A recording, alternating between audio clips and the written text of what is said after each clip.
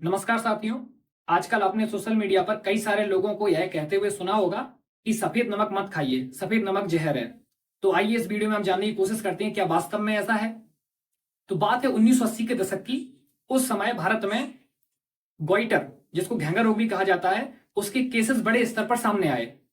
और साथ ही साथ इससे जुड़ी हुई एक और बीमारी है हाइपोथायराइडिज्म, उसके भी केस सामने आया। असल में हमारे गले में थायराइड नाम की ग्रंथि होती है, उसमें सूजन आ जाने को घेंगा रोग कहा जाता है। ये आयोडीन की कमी से होता है। साथ ही साथ आयोडीन की कमी से एक और रोग आता है जिसको मेंटल रिटार्डेशन कहते हैं। तो मेंटल रिटार्डेड बच्चों के बहुत सारे केसेस उस साल भारत में सामने आए। ये ऐसे बच्चे होते हैं जिनमें सोचने समझने की क्षमता थोड़ी कम होती है, यानी बुद्धि लब्धता उनकी कम होती है, आईक्यू कम होता है उनका। तो 1980 के दशक की बात है। तो सरकार ने वैज्ञानिकों से पूछा कि क्या कोई ऐसा तरीका हो सकता है जिसके माध्यम से हम भारत के प्रत्येक नागरिक तक आयोडीन पहुंचा सकें।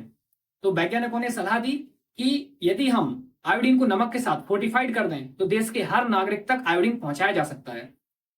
सरकार को यह प्रस्ताव पसंद आया और सरकार ने उसी समय से नमक में आयोडीन को फोर्टिफाइड करना मैंडेटरी कर दिया।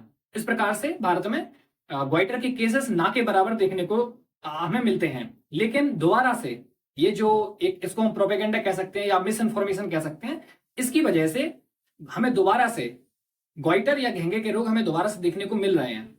साथ ही साथ ये लोग जो सफेद नमक को ना खाने की सलाह देते हैं, वो उसके बदले में पिंक सॉल्ट खाने की सलाह देते हैं, जिसको सेंधा नमक कहा जाता है।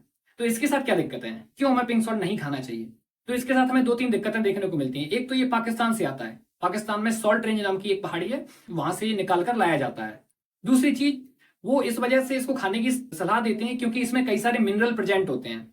लेकिन हमें यह नहीं भूलना चाहिए कि उन मिनरल्स के साथ साथ इसमें कई सारे हैवी मेटल्स भी पाए जाते हैं जो हमारी बॉडी के लिए नुकसानदायक हैं। साथ ही साथ पिंक सॉल्ट में आयोडीन भी नहीं है। इसलिए जो हमें मिनरल्स चाहिए हमारी बॉडी के लिए, जो एसेंशियल मिनरल्स हैं, वो सब्जी इत्यादि बाकी खाद्य पदार्थों से लीजिए और नमक हमेशा आयोडीन वाला ही खाइए। तो चलिए ऐसे ही किसी अन्य इंफॉर्मेटिव वीडियो के साथ मिलेंगे अगले वीडियो में। तब तक के लिए धन्यवाद।